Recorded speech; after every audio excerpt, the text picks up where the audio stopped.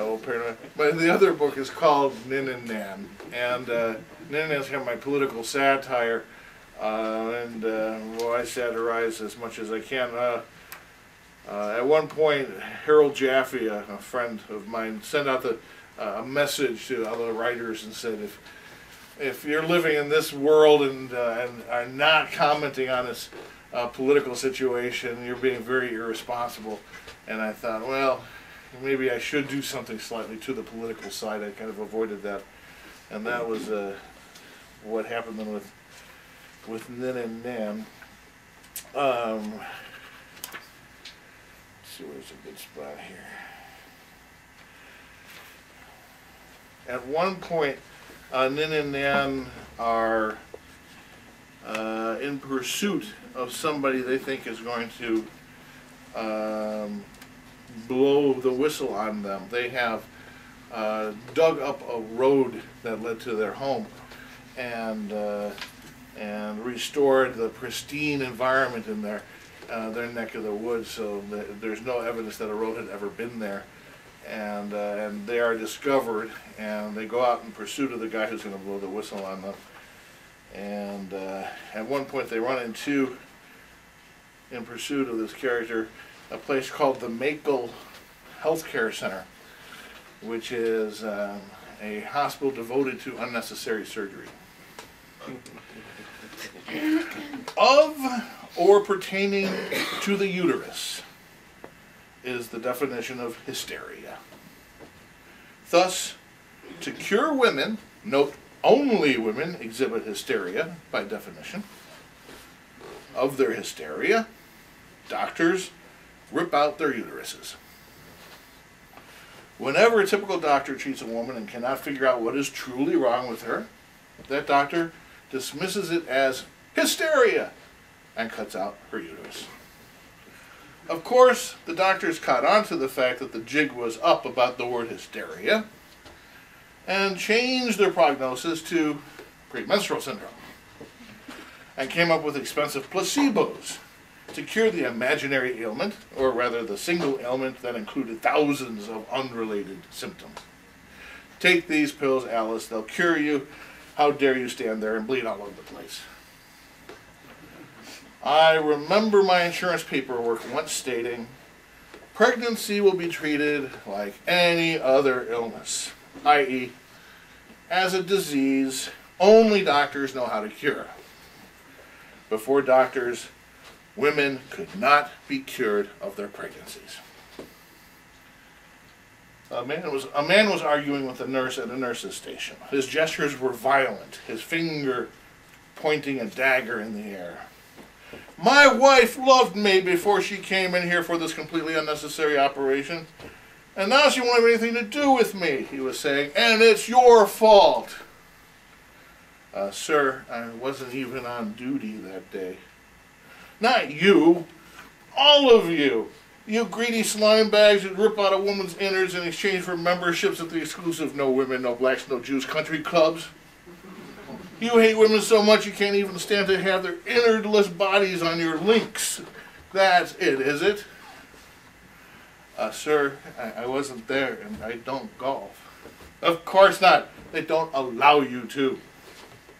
Who? The doctors, the greedy scum who cut out my wife's love for me. Sir, I'll get you a supervisor. Just a minute. Nin watched her mouth the word security into the phone. Nin walked up to the man. Hey, man, I agree with you, but you better get the hell out of here. You just call security, and the rent-a-cops will be here to rough you up in just a minute. Well, they cut up my wife. I know, and they'll cut you up, too. I think they're still conducting manganese phosphorus experiments on the behavior ward patients. What? No joke, man. Go. Thanks. And he ran. Nin saw him wave from his car in the parking lot just as the rent-a-cop showed up. A friend of yours? Asked one of the steroidal rent-a-cops. No, not at all. I was only telling him what the time was. I'm here to see a friend, a shepherd friend of mine who, until recently, had a beard, checked in, and I want to visit him. Where's his room? Well, how should I know? Asked the rent-a-cop. True, thought Nin. Steroids have rotted your brain. You are way too stupid to be qualified for anything other than being a rent-a-cop or a politician. At least 2 regions had within recent memory elected, such a term could be used only lightly inside the empire, steroid-befuddled former pseudo-athletes as their governors. Still others had hired empty-shelled actors to play the parts of their representatives. The worst, though, were incapable of discerning between ministers and ministers of state, so they gave over their governance to whatever religious organizations had their boys by the balls. Sam derailed this train of thought. "Excuse me, my good man," he said to the friggin' rent-a-cop. It was embarrassing, conciliatory, submissive, a sort of step-and-fetch-it routine. "I am a friend of the shepherd. Whom may I make my inquiry of regarding his room location?" The rent-a-cop's head spun around 3 times and then exploded. Another rent-a-cop came over. Model J42 just exploded. We need a replacement. Presumably he was communicating with somebody. The nurse said, "I just looked up our admissions. He's not here. Of course, this is most likely a women's ward. Have you tried circumcisions?" "Why?" asked Nan. "Aren't there women admitted there?" "No. Female circumcisions?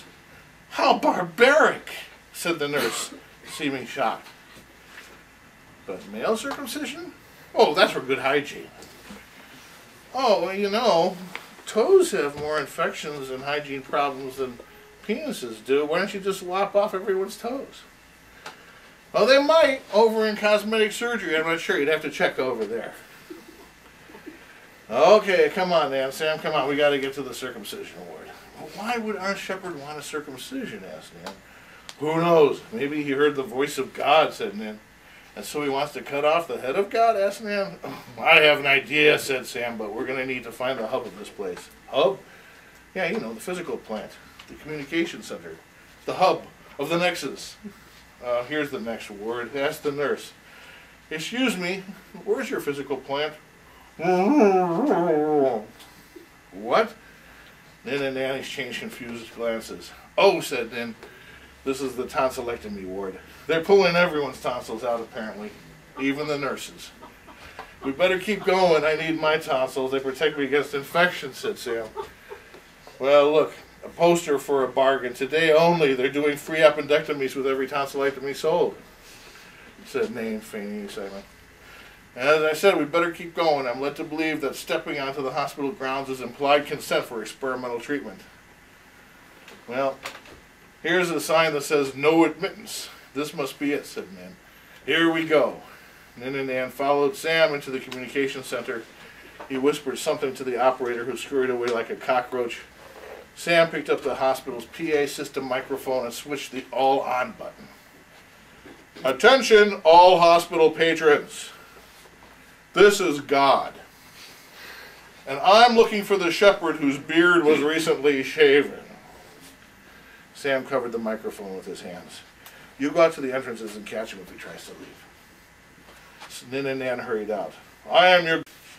Bring your son to the altar and sacrifice him to me." Sam was betting the shepherd had a son, whom he had left in charge of the flock. "Should you so much as question my demand, I shall smite all your descendants throughout all of eternity." The shepherd, looking up at the loudspeaker, understood. However, he had no son. That he remembered. He sped out of the hospital, sheath intact, and hurried into the arms of Nin and Nan. "Wait a minute, shepherd," said Nin. "Where are you hurrying off to?" "I have to find my son." "Oh, and where is your son?" "I don't know." And just then, Sam joined. "Hey, you, singer, I know you." "Yeah, hello, old shepherd, where are you off to?" "To find my son. But I don't know where to find him." Nan began to say, "Leave him alone, he'll come home." But Nin elbowed his ribs hard. "Ow!" Sam winked at Nin and Nan. "Hey, we were just talking about how we needed an adventure. How about my friends and I help you find them?" "Really? Of course. And we'll be able to keep an eye on them at least." Nin was thinking they'd been taking a long walk down a short pier.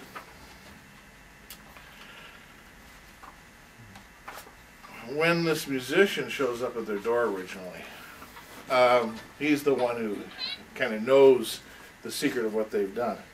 And he leaves them a recording, which they don't listen to, and they can't stand listening to his music.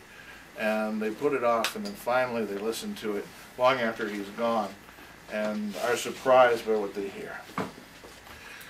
Z-buzz, z-buzz, z-buzz, z-boom-a-doom, z-buzz, z-buzz, z-buzz, z-boom-a-doom.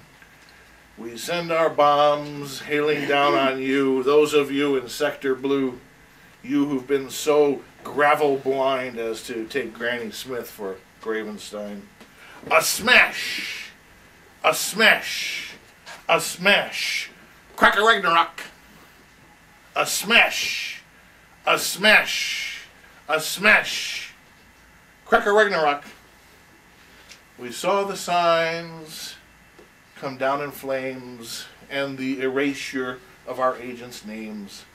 We saw the road get taken down by a modern James gang, as they say in town. Clickety-snap! Clickety-snap! Cuff 'em. Read 'em their rights. Then string 'em up from the highest tree. We'll have peace in town tonight. There'll be no deviation from our prescription. The road will have to be rebuilt. Kill the wrecking crew before they kill you. Can't you see their guilt? Snap! Swing, swing, swing. Snap! Swing. Zaboom-a-doom! No one can stop us now or tell us what to sing. Death to our friends, our enemies, death to all we see, death to the infidel and to the God-fearing. See them in that tree? Zibuzz, zibuzz, zibuzz, ziboom-a-doom, zibuzz, zibuzz, zibuzz, ziboom-a-doom. I still don't know what to make of it after they heard it.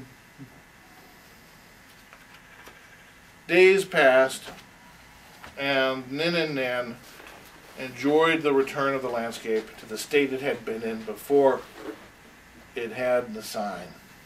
The purples, yellows, reds, and blues of the wildflowers on the heath, punctuated by thickets of gnarled black oaks, weeping willows, scarlet buckeyes, and eastern cottonwoods, and connected by a two-lane road that reticulated through the countryside like an unwelcome python. The hiss and smoke from the occasional automotive parasites crawling along its skin was repulsive.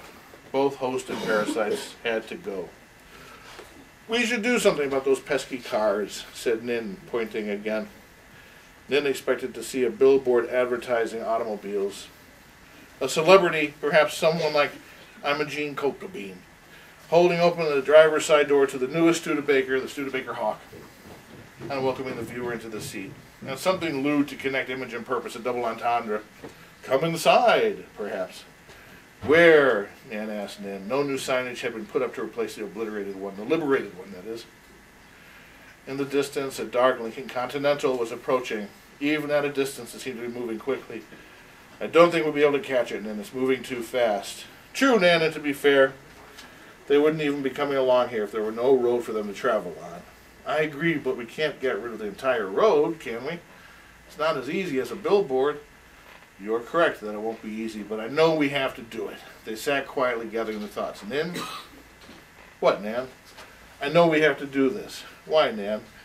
Because the road is a false god and we must tear down all false idols. Exactly. Jesus said, I am the way, but the road pretends it is the way. Via in Latin can mean road or path or way, so you are correct, Nan. But how can we remove a road without being noticed? Like Hadrian said, one brick at a time. And we stop there. Thank you very much for coming out. Thank you. Have a good evening. Thank you. There are refreshments on the little table over there if you want. Help yourselves.